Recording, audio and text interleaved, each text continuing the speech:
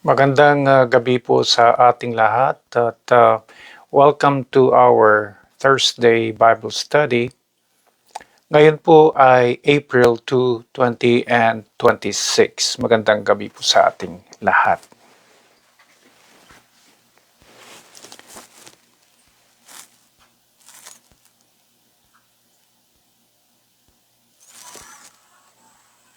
Day Bible Study. Ngayon po ay April 2.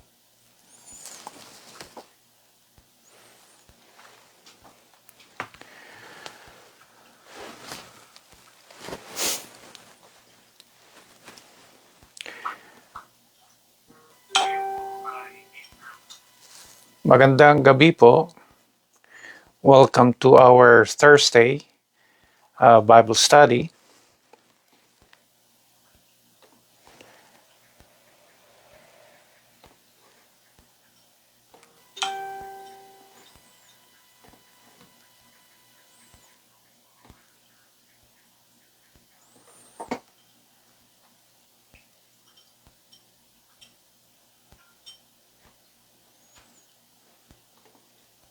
Welcome to our Thursday Bible.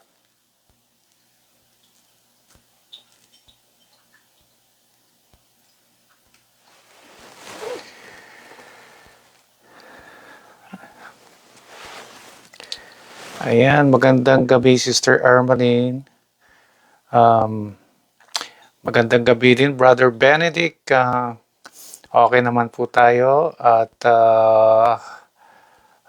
we're still there na nagpapatuloy na nagre-recover. Slowly but surely, let's hope and pray.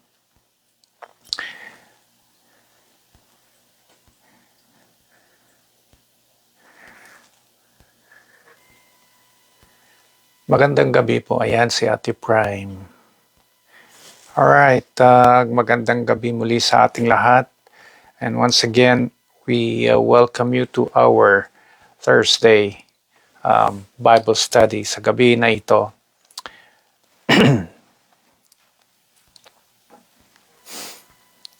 Okay, ang ating ngayon ay Thursday. Thursday po ngayon. At it's a very symbolic day dahil ito yung kung saan ay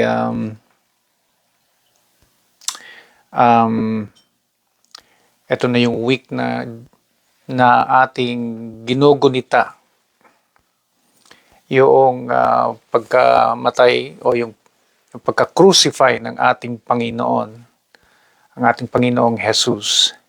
And of course, next Sunday ay this Sunday I should say, itong Sunday na ito ay Easter Sunday, yung muling pagkabuhay, yung paggunita din natin ng muling pagkabuhay ng ating Panginoong Jesus. Because Jesus said after 3 days He will rise again. Now, since ito ay sabi nga ng Panginoon, do this in remembrance. Yes. To remember what the Lord has done on the cross. Kaya now ay magfo-focus po tayo dyan sa history, part ng history na ito mula sa mga napili natin na scripture verses na mag-serve na ating background sa gabi na ito. Magandang gabi, Ate Darling. Yes. At Ate Gara, magandang gabi din. Magandang gabi sa ating lahat. Let me check kung yung mga ayan, yung mga nagbigay ng reaction. Hello, magandang gabi, Brother Rodel. Okay, we'll start by reading first our scripture background. Babasahin na po natin yung ating scripture background. Let's go back in time. Noong yung pong time na Jesus was crucified. Yes, God bless din, Brother Rodel.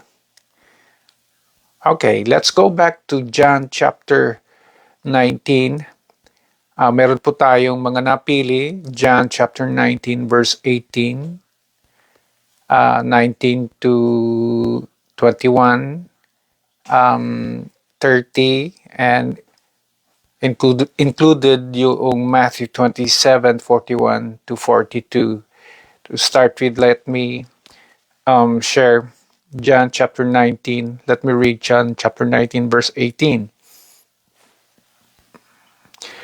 There they crucified him, and with him two others, one on each side, and Jesus in the middle. John chapter 19, verse 90 to 21.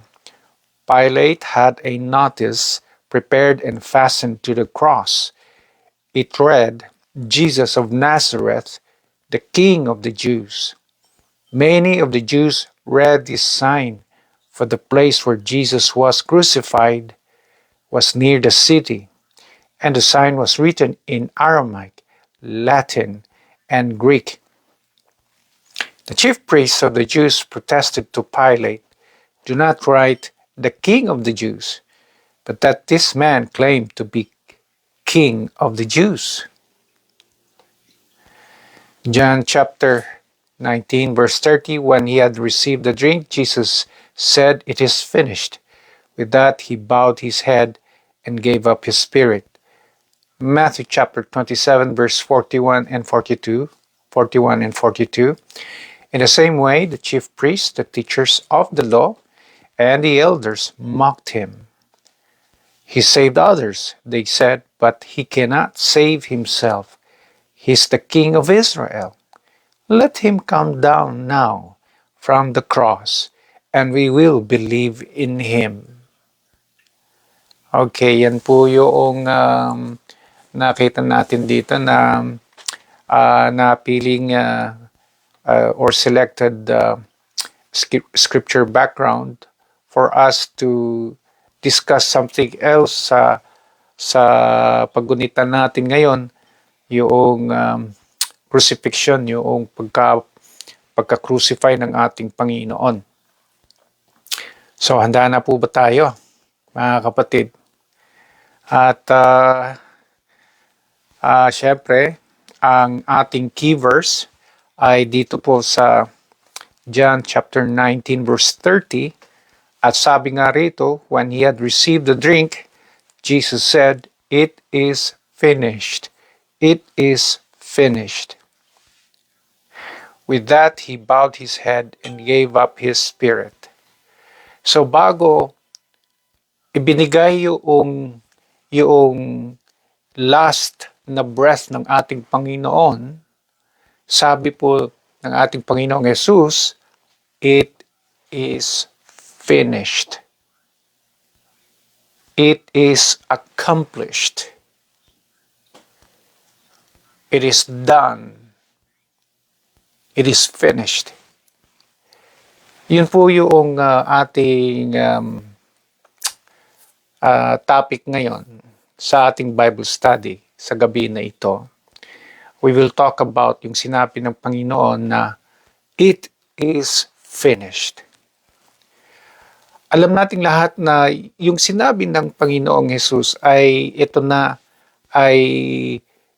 ito po ay ang tinutukoy yung plano ng ating Panginoon na tayo ay once and for all na maliligtas sa ating mga kasalanan para sa ating kaligtasan.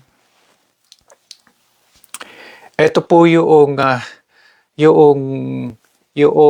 pinaka-conclusion ngayon ng plano para sa salvation nating lahat. At sabi ng Panginoon, it is finished. That was the goal. That was the mission of the Lord Jesus Christ. Why Jesus was born. And he was born for this mission. And it was finished. natapos din.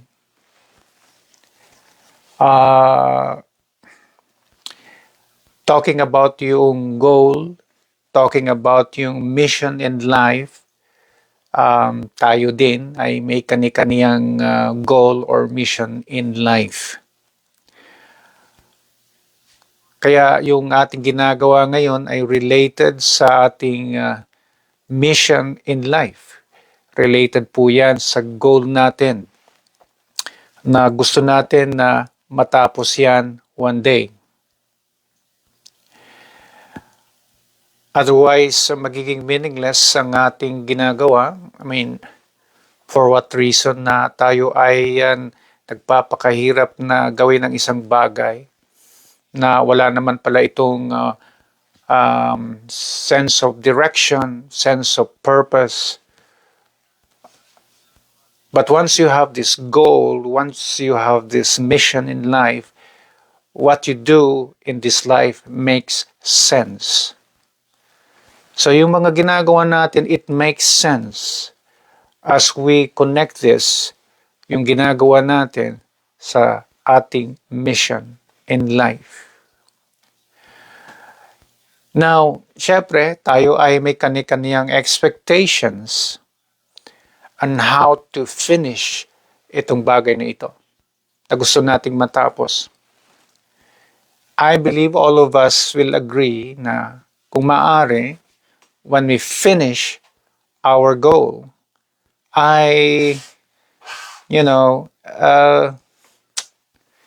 safe landing. It's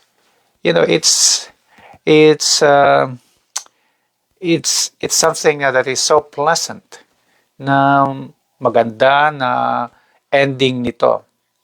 Kaya parang yung nanonood ka ba ng isang movie na ang last part niya, and they lived happily ever after. Yan. Maganda ang ending. And we have that kind of expectation in that in as much as possible, everything is smooth sailing, everything na maganda lahat yan. Well, that's our expectation.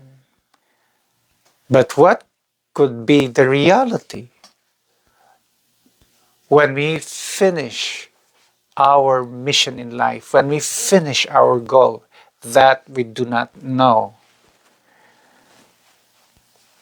Now, tonight ay syempre, babalik tayo sa panahon nung ang Panginoon naman ay tinapos din niya ang kanyang mission sa buhay na ito. At baka makakuha tayo din ng idea for us to reflect on. And perhaps will give us a better idea or a more realistic idea kung paano ba ito talaga matatapos. Okay, yan po yung ating titignan. So, sa gabi na ito, ang topic natin, yung sinabi ng ating Panginoong Hesus, at ngayon, aalamin natin yung konteksto. Yung sinabi ng Panginoong Hesus, it is finished. Aalamin natin yung konteksto ho nito. Nang somehow magbibigay din sa atin ng magandang paalala at para maipakita din sa atin na mayroon din ganito pala na pagtatapos, pag-accomplish ng ating goal, ng ating mission in life. At bago ho natin itutuloy, ay tayo muna ay manalangin. Let's bow our heads in prayer. Let us pray. Panginoong Diyos Ama, maraming salamat po sa pagkakataon na ito na aming pagsisikapan na unawain ang nakaraang pangyayari sa buhay ng aming Panginoong Hesus. Noong sinabi po niya na it is finished, ano po ba ang ibig sabihin nito? How will we understand this? What was the context? The reason for this ay gusto rin namin na makita ang bagay na ito para mai-reflect ang sinabi ng Panginoong Hesus sa aming gustong tapusin sa aming buhay. Ang aming goal, ang aming mission in life. And so tonight, hihingi po kami sa inyo ng tamang pag-uunawa. Lead us, O Lord, as we use the Bible as our reference. Kinukumit namin ang inyong salita para sa lalo po naming kalaguan at pag-uunawa. In Jesus' name we pray. Amen. Amen. Magandang gabi muli sa ating lahat at tayo ay tayo po ay magpapatuloy sa ating Bible study. So sabi po natin ang ating topic ngayon ay yung sinabi ng ating Panginoong Hesus na it is finished. It is finished. At sa pagkasabi ho nito, ano ba ang ibig sabihin ng Panginoon nung sinabi niya yon? Tayo po ba ay handa na? Ayan, magandang gabi Ate Jinky.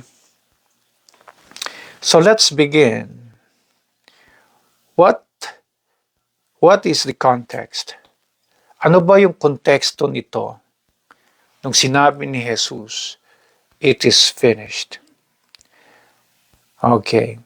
So once again, sinabi ni Jesus po yun doon sa John chapter 19 verse 30, when he had received the drink, Jesus said, it is finished. So what's the context? Now, dito po sa John chapter 19 verse 18, ito po yung isang pangyayari. In verse 18, there they crucified him, and with him two others, one on each side, and Jesus in the middle. So, dalawa po din ang kasama ng Panginoon, at sabi doon that they crucified Jesus along with two others. They crucified Jesus. They crucified Jesus. So napakalinaw that the Bible testifies that Jesus was crucified. Ayan ang matindi. Na sa pagtatapos ng misyon na ito, Jesus was crucified. At nung sinabi ng Panginoong Yesus na it is finished, ang konteksto nito, number one, it was a crucifying finish. It was a crucifying finish. Ayan. Napansin ba natin yon? It was a crucifying finish. Sabi kasi they crucified him. Totoo naman. And so it was a crucifying finish. Sabi ko kanina, syempre lahat tayo ay gusto natin that when it comes to finishing the mission or the goal, gusto natin ng safe landing. Maganda, smooth ang pagtatapos nito. Gusto natin lahat maganda. But in the case of Jesus, it was not. Why? Jesus was crucified. And when he said, it is finished, that kind of finish was a crucifying finish.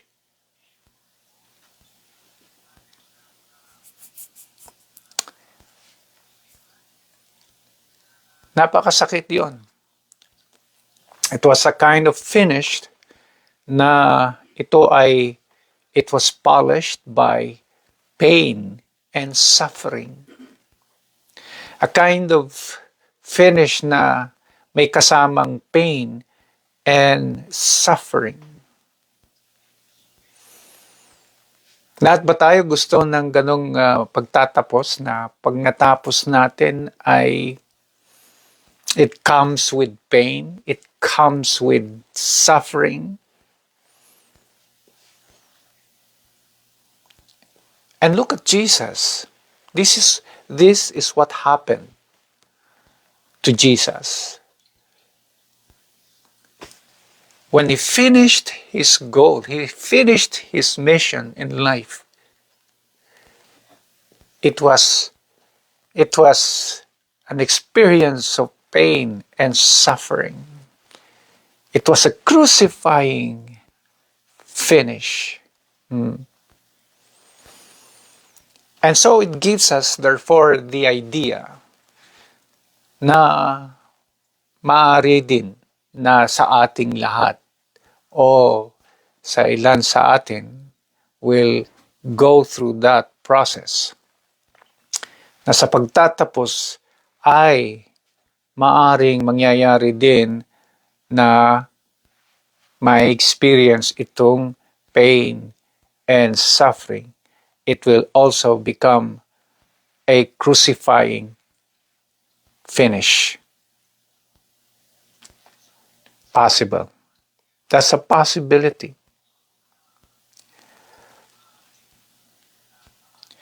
Kaya yung pong mga minsan kasi, alam nyo, when we talk about trying to accomplish a mission, when we are trying to accomplish a goal in life, alam nating lahat na hindi ito laging bed of roses. The truth is, makikita natin that at many times we experience a lot yung mga sacrifices dyan. Meron tayong pinagdadaanan, meron mga problems dyan. Nasasaktan din ho tayo dyan sa pagtatapos ng ating mission in life, ng ating goal in life. Kaya minsan siniisip ninyo kung itutuloy pa ba ninyo o tatapusin pa ba ninyo? Dahil ayaw nyo na maghirap, ayaw nyo na makaranas pa ng pain. But look at the Lord Jesus Christ. Despite suffering, despite the pain, itinuloy pa rin niya until sinabi niya, it is finished. Pain, suffering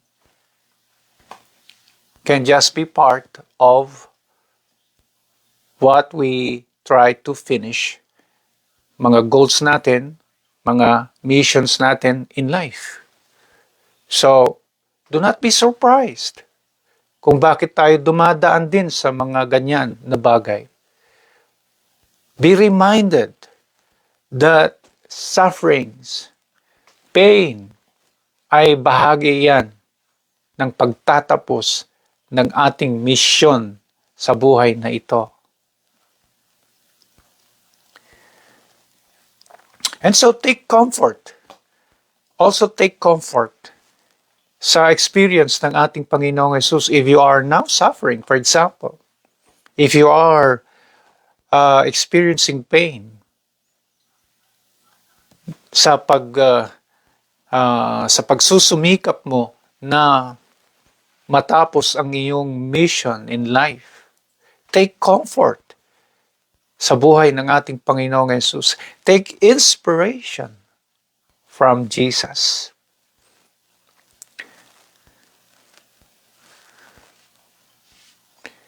And so, yan ang lesson na nakikita natin dyan, that it may also take pain and sacrifice just to finish the goal or mission we pursue in this life. Huwag tayong masyado na yung bang nagbabank on sa ating expectation na yung kung maaari maganda lahat, ganon. Paano kung hindi? That is why napakahalaga sa atin na meron tayong katulad ni Jesus na matinding patience. Matindi na pagtitiis sa mga pinagdadaanang sufferings, mga pinagdadaanang pain, mga pinagdadaanan na problems. You must endure. You must be patient. Kasi kung naunahan tayo ng discouragement dahil hindi na natin kaya yung mga pinagdadaanan na yan, hindi natin masasabi yung sinabi ng Panginoong Hesus na it is finished. Kaya mahalaga sa atin mga kapatid na magtiis tayo, mag-endure tayo like Jesus. Na hanggang sa bandang huli, kahit na sa bandang huli, tayo pa rin ay nagsasacrifice, tayo pa rin ay in pain.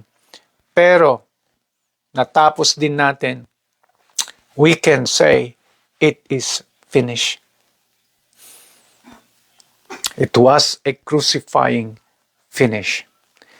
So I hope and pray mga kapatid na sa mga pinagdadaanan natin, Jesus has already given us this example that in finishing a goal, in finishing a mission in life, you really have to endure. You really have to be patient.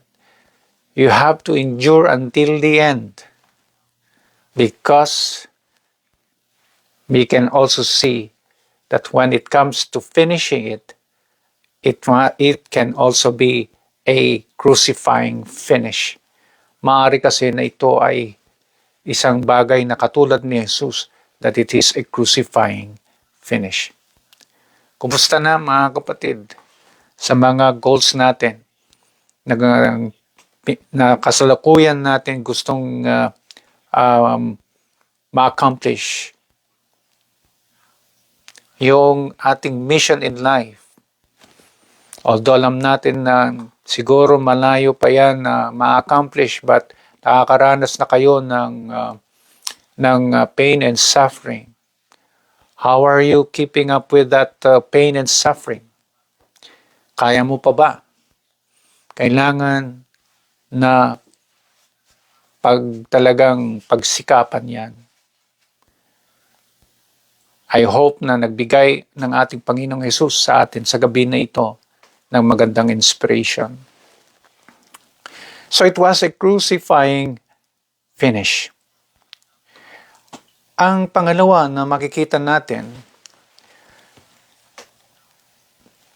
sa Matthew chapter 27 verse 41 and 42, ang sabi po dito, in the same way, the chief priests, the teachers of the law, and the elders mocked him. So, doon po sa cross, there were chief priests and teachers of the law. Talagang pinagtatawanan ng ating Panginoong Jesus. They were mocking the Lord. And in verse 42, sabi nila, He saved others. They said, niligtas niya ang iba. But He cannot save Himself. Hindi naman pala niya kayang iligtas ang kanyang sarili. He is the King of Israel. Let Him come down now from the cross and we will believe in Him. So nag-i-imagine sila na, kung totoo ka, come down from the cross, save yourself. How could you save yourself, save others and not save yourself? What is that? And if you will come down and you are able to save yourself, then we will believe. Maniniwala kami. Ganyan eh. Nakikita ninyo? Hanggang sa bandang huli, at the time when Jesus finished His mission in life, we have a crowd doon po na nanonood sa Kanya while hanging on the cross, mocking Jesus, at kung ano-ano ang mga pinagsasabi nila, iniinsulto ang Panginoon. Number 2, anong klase, ano yung konteksto ng sinabi ni Jesus na it is finished? Kanina, sabi natin, it was a crucifying finish. Ang pangalawa, it was a finish met with disbelief. It was a finish met with disbelief. Ito po ay isang pagtatapos na ang inabot nito ay katakot-takot na pag-aalinlangan. Ito ay talagang may doubt. Ito ay hindi naniniwala, walang paniniwala sa ating Panginoong Jesus. It was met with disbelief. Yung pagtatapos na yan.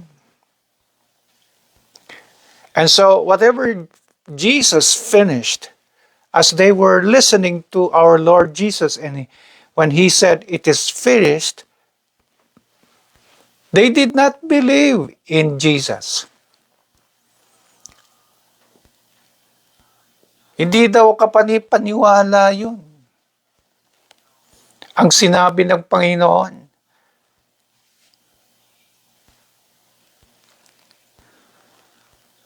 Now, ang sinasabi din ito sa mga ating mga gustong tapusin o sabihin natin meron na tayong mga natapos na bagay at meron ulit tayong inuumpisahan na gusto nating tapusin, pero sa mga nakaraan na ating mga tinapos, hindi lahat na mga natapos po natin ay naniniwala ang mga tao o pinaniniwalaan ng mga tao. Kahit tinapos mo, meron at meron pa rin ang hindi maniniwala sa'yo. Tinapos mo na yan. Yes. Look at Jesus. It was met with disbelief. Kalungkot.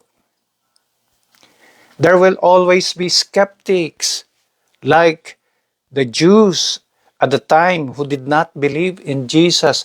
Meron at meron yung mga hindi maniniwala sa iyo.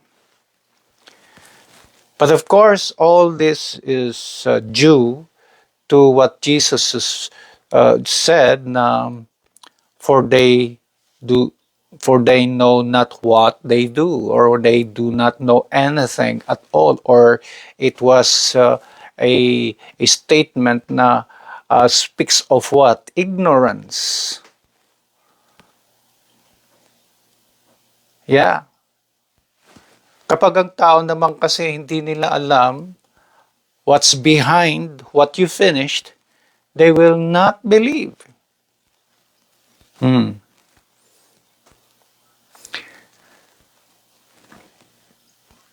So when people do not understand well about what you completed, it will also be met with disbelief. Yan ang totoo. Kapag hindi na nila naunawaan, paano mo tinapos, sigurado yan, hindi pa rin nila paniniwalaan ang tinapos mo. Ang misyon na yan na tinapos mo. Ang goal na yan na tinapos mo. At yan ang isa din na nakakalungkot na nangyari sa ating Panginoong Jesus. Ano ang lesson dyan? Ang lesson, you do not need to make them believe before you can finish your goal or mission. Hindi mo kinakailangan na hintayin na sila ay maniniwala sa'yo bago mo tatapusin ang goal na yan o ang mission na yan, mission ng buhay mo. Kasi kung nakabase ka lang sa kung maniniwala sila o hindi mo matatapos yan. Ang Panginoong Yesus, hindi nagdepend kung maniniwala sila o hindi. Ang mahalaga sa ating Panginoong Yesus, tinapos niya. Dahil alam pa rin niya na kahit tapusin niya ang bagay na ito, hindi pa rin sila maniniwala. And so do not let the disbelief of people prevent you from finishing your goal or mission in life. And so they believe it or not, they believe you or not, finish it. Tapusin mo. Na walang pag-aalinlangan.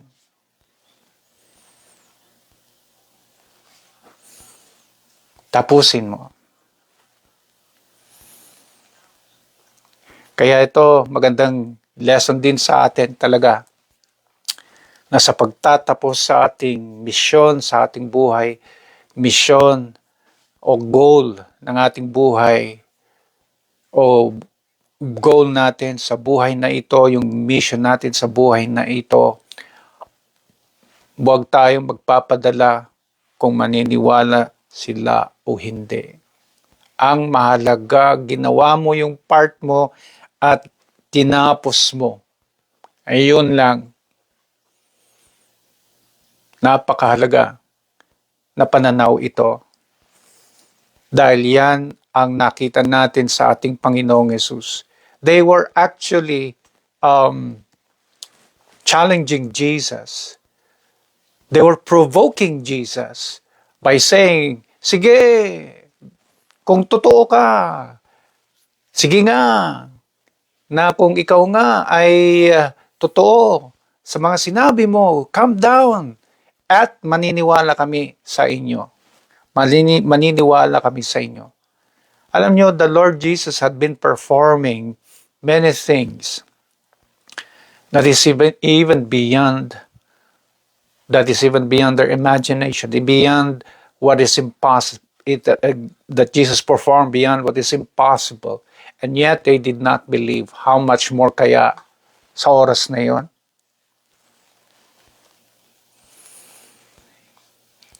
And so tinapos pa rin niya.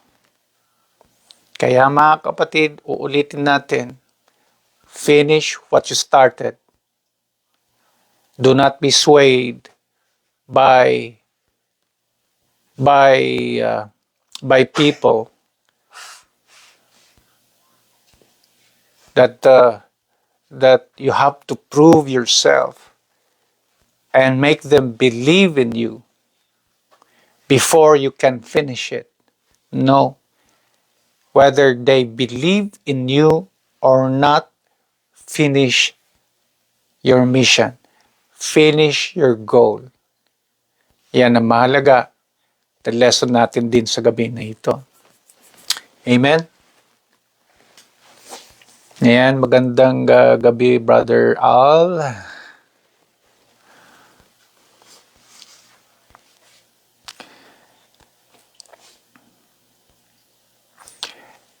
Ang pangatlo po na makikita natin dito, mga kapatid,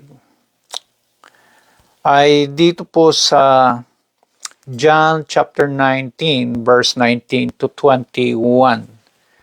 At gusto pong ulitin. At dito nga sa crucifixion ng Panginoon, mayroong ipinalagay si Pilate doon sa cross, ang karatula na ang nakalagay doon, Jesus of Nazareth, the King of the Jews.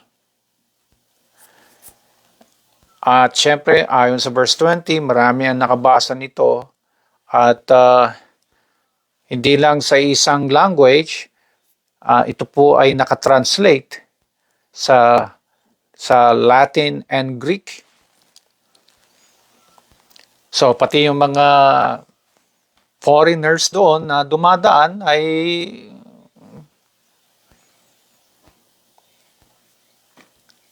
pero sa verse 21, the chief priest of the Jews protested to Pilate. May nagprotest na huwag niyong ilagay yan, sabi nila. Huwag niyong isulat yung King of the Jews. Palitan niyo. Ayaw namin na nababansagan si Jesus na King of the Jews. Alisin niyo yan, tagalin niyo. We reject that idea. We are protesting, sabi nila. So in verse 21, maliwanag, the chief priest of the Jews protested. So nagprotesta sila. Sa pagpuprotesta nila, sa madaling salita, they rejected the idea that Jesus is the King. They rejected the idea that Jesus is the King. So, etong pag-finish ng Panginoon, ang sinabi niya na, it is finished. What is that? Anong ibig sabihin niyan?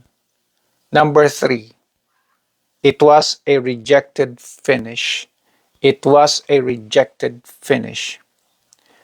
Bunga din ng number 2, na it was a finish met with disbelief.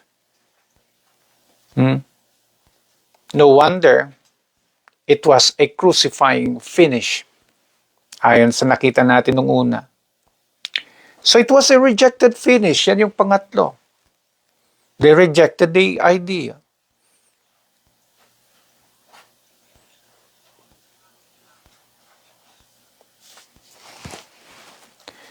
And so the mission of Jesus in this life, since the beginning of the ministry of Jesus, meron ng rejection dyan.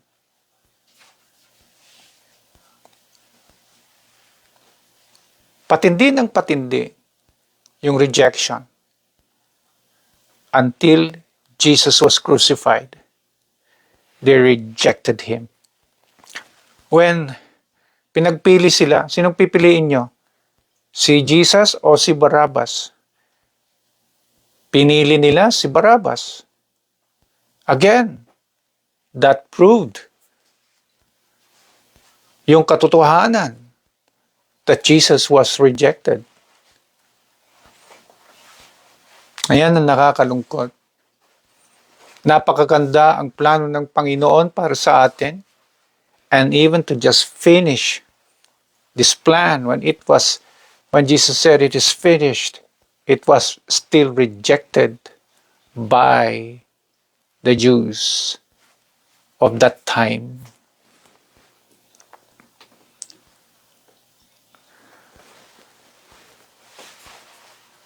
So in the same way, masasabi din natin, not all will accept what we finish. Some, if not most, will reject what we finish, the mission or the goal in this life. Our mission or goal in this life. Not all will accept.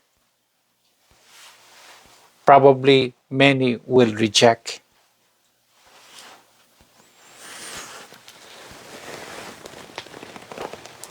So, ibig ba sabihin, dahil nireject ng karamihan, hindi natin itutuloy? Yun na ba yung mangyayari? Hindi na ho na natin itutuloy dahil nireject ng karamihan?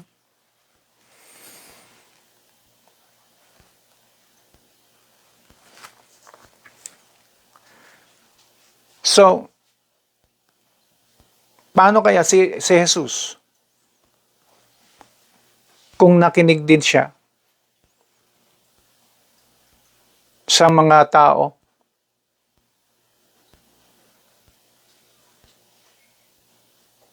sa bandang huli, masasabi kaya niya yung it is finished?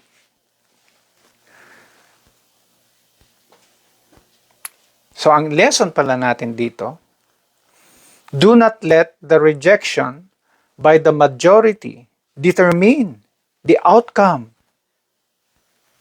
of our goal or our mission in life. Huwag nating hayaan na ang karamihan na nagre-reject ho sa ating gustong tapusin na magdidetermine sa gusto nating tapusin. Sayang, di ba? Huwag nating hayaan that the rejection of the majority will be the one that will determine whether we will finish or not. So, ang gagawin natin, katulad ni Jesus, they will accept or reject.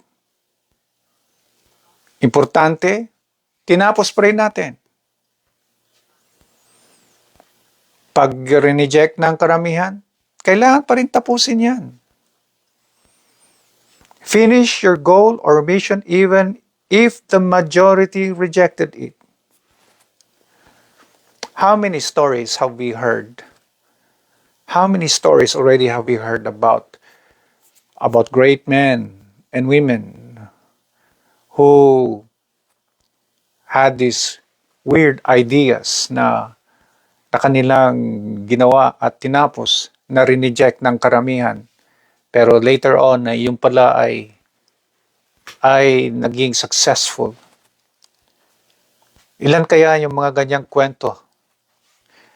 Ano kaya kung nakinig sila sa rejection ng mga tao?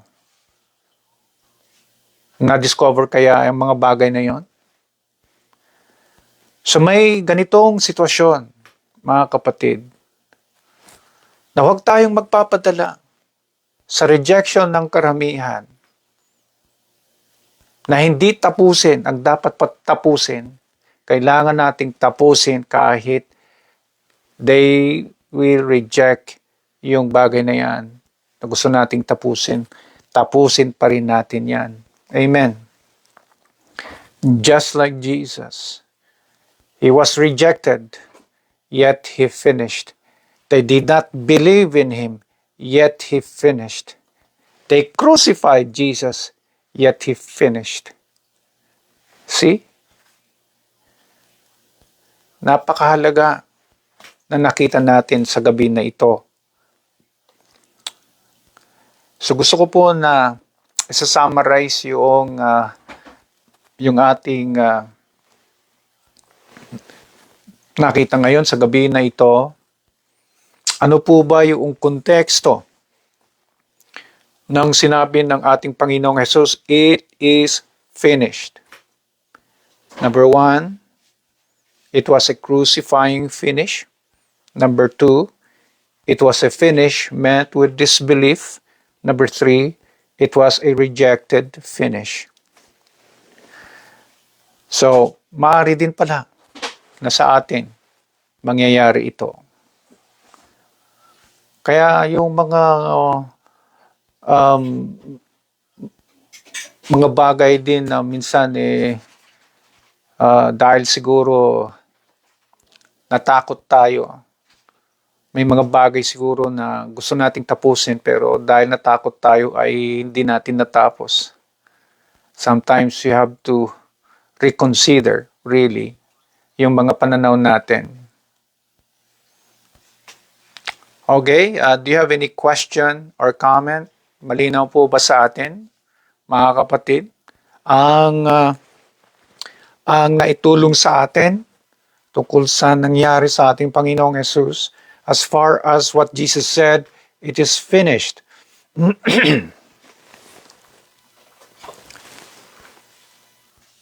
Do you have any question or do you have any comment?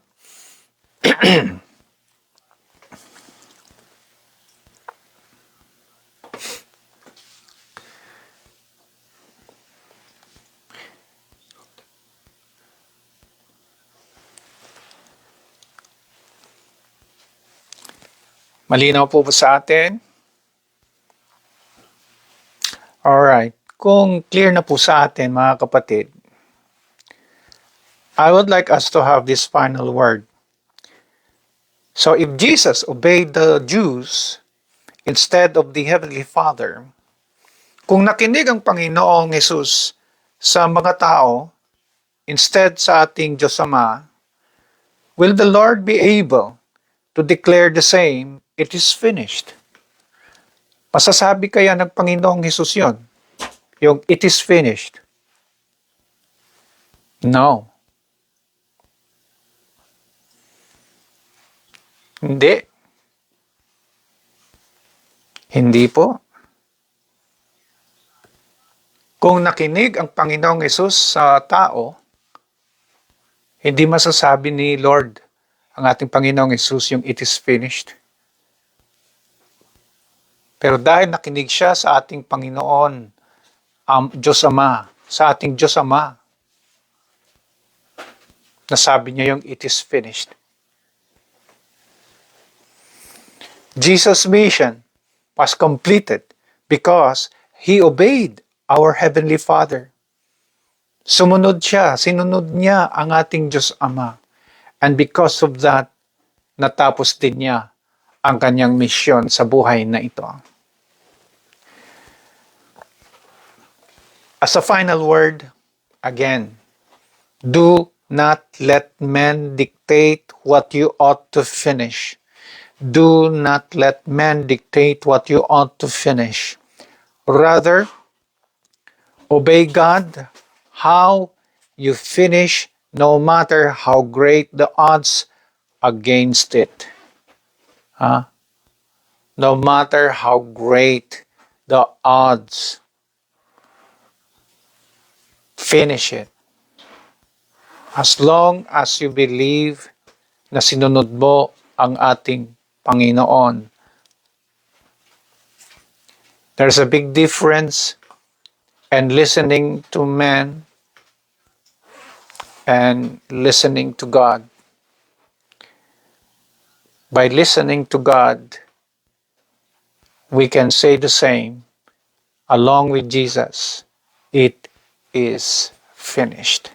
Ayan po, mga kapatid, I pray and I hope na sa ating ginagawa ngayon na mga pinagdadaan ng sitwasyon in trying to complete, in trying to accomplish, in trying to finish yung goal na yan o kaya yung mission na yan sa buhay na ito. Let us always listen to God. And it will be finished. At huwag din tayo mag-alala. Hindi pa rin tayo pababayaan ng Panginoon. And so sa gabi na ito, ay dadako na tayo sa ating panalangin. Dadako na po tayo sa panalangin. So sa gabi na ito, kumusta na sa inyong mga goals, sa inyong misyon sa buhay na ito? Yung gusto niyo na tapusin. Kumusta na ang inyong kalagayan sa bagay na yan, sa pagtatapos na yan? Sa mga paraan ninyo, kayo po ba ay nahihirapan? Kayo po ba ay nakakaranas ng pain and suffering? Kayo po ba ay malapit nang sabihin na ayaw ko na, tama na, suko na ako, ayaw ko nang ituloy? Are you already in that point sa buhay mo? Knowing na ito ay hindi ito yung sinasabi ng Panginoon sa iyo. Maganda na ilapit natin ito, mga kapatid, sa ating Panginoon in prayer. Let's pray. Panginoong Diyos Ama, sa oras na ito, bawat isa sa amin ngayon ay may kanya-kanyang goal sa buhay, may kanya-kanyang mission sa buhay. At gayon din, Panginoon, may kanya-kanya pong sitwasyon sa buhay na ito, sa pagsasagawa nito, sa pagsasatupad nito. And we pray, Lord God, na kung saang banda po kami, Panginoon, sa bagay na ito, we pray na patuloy po ninyo kaming sinisustain sa mga pinagdadaanan na pain, na suffering, sa mga mabibigat na problema, Panginoon. Nilalapit namin ang mga bagay na ito. Ayaw naming sumuko, Panginoon, because Jesus never gave up on us. Knowing that He will be facing a crucifying finish, a finish that is always met with disbelief, and that He was always rejected. Yet He continued on. Nagpatuloy po siya until the end, until He was able to say, "It is finished." Ganon din po, Panginoon, para sa amin. Nawa darating yung time, masasabi namin din ang sinabi ng Panginoong Yesus, "It is finished." In the meantime, Panginoon, sa mga pinagdadaanan na ito, continue, O Lord, to uplift us. Continue to encourage us. Continue, O Lord, to reveal to us your will. We would rather listen to you rather than men. Maraming salamat po sa lesson na ito na aming napulot sa panahon noong ipinako ang aming Panginoong Jesus. At ito yung malaking bagay din, Panginoon, ang ginawa ng Panginoong Jesus sa aming buhay, na Kanyang tinapos ang napakagandang plano na ito para sa aming kaligtasan. Our Lord Jesus did not give up, all for the sake of our salvation. At dahil dito, Panginoon, O Diyos Ama, kami po ay nagpapasalamat. At sa gabi na ito, aming hihilingin din na kami ay inyong bigyan ng mahimbing na pagpapahinga.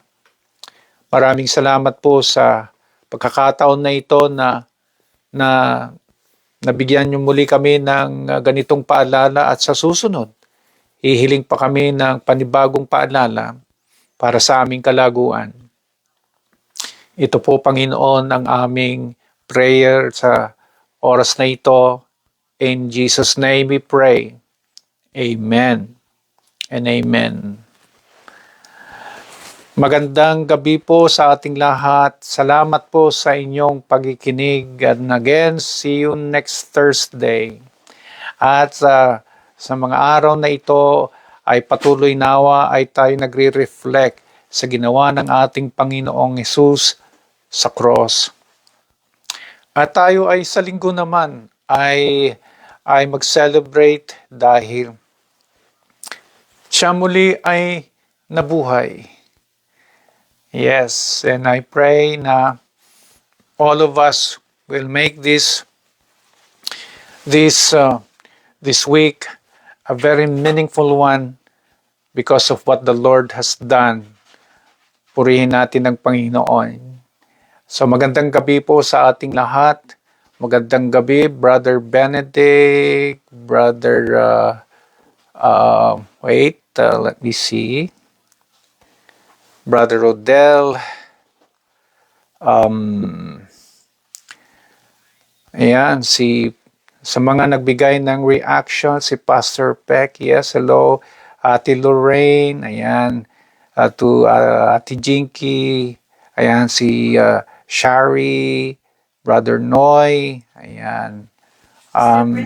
Sister Pressy, Pastor Lee, who else? Yung mga, ayan, Ate Ermeline, okay, Brother Odell, Brother Benedict, at sa inyo pong lahat. Kung yung mga hindi ko po nakita ang inyong, ayan, si Ate Dali, Who else? Magandang gabi po sa ating lahat. And hope to see you again. And happy Holy Week for us all. Sige po. And the Lord bless you. Good night and see you again next Thursday. God bless and good night. Ito na po yung ating signing off.